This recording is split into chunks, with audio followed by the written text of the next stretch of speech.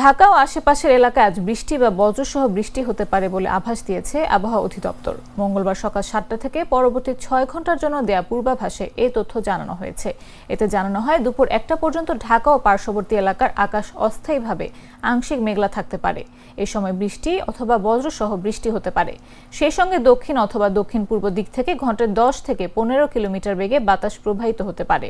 এই সময় দিনের তাপমাত্রা অপরিবর্তিত থাকতে পারে। এদিকে সকাল ৬টার তাপমাত্রা রেকর্ড করা হয়েছে ২৭.৪ ডিগ্রি সেলসিয়াস।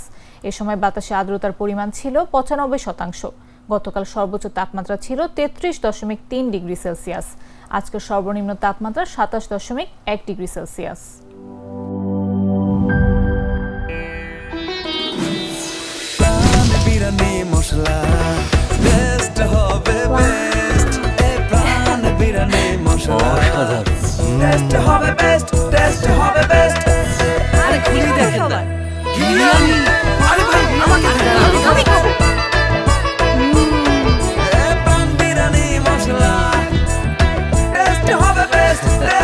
প্রাণ বিরিয়ানি মশলা, টেস্ট হবে বেস্ট। প্রাণ, জীবনের স্বাদ।